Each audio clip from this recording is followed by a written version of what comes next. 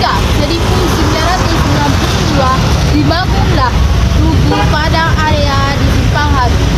Tokoh di balik kemanggahan monumen ini adalah Iben Zani Usman, seorang seniman dan perancang konsep yang luar biasa. Iben Zani Usman merancang tugu tersebut menyerupai lidah api yang menjilat langit, simbol semangat rakyat yang tak kunjung padam. Relief-relief di sini bukan hanya sekedar hiasan, tetapi itu adalah sejarah yang tak kunjung padam. Lembaran sejarah yang dipahat agar anak cucu kita tidak melupakan pada darah yang tertumpah di Simpang Haru ini. 9 Juli 1996 adalah verifikasi nyata bahwa bangsa ini dibangun di atas fondasi keberanian. Simpang Haru bukan hanya sekadar nama, ia adalah altar berkorbanan.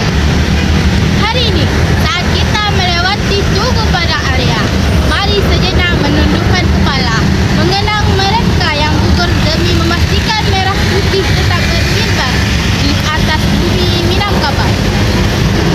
Karena bangsa yang besar adalah bangsa yang tidak pernah melupakan bara apinya sendiri. Merdeka!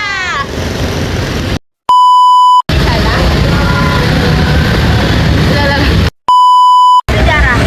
Inilah narasi tentang bara api.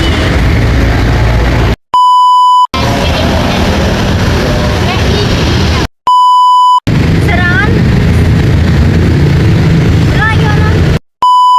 Seorang seniman dan perancang konsep yang luar biasa. Tiba-tiba odong-odong guys. Odong-odong. Kita berkibar di atas. Kita harus kembali ke akhir tahun 1945. Indonesia memang sudah. Jangan lihatin aku nggak. Oke guys, oke semuanya kita sudah selesai membuat video. Lah cuma 2 jam cuma 2 jam tak lah? 2 jam. 2 jam. 2 jam. Kok 2 jam? 3 sih. Beberapa hari weh.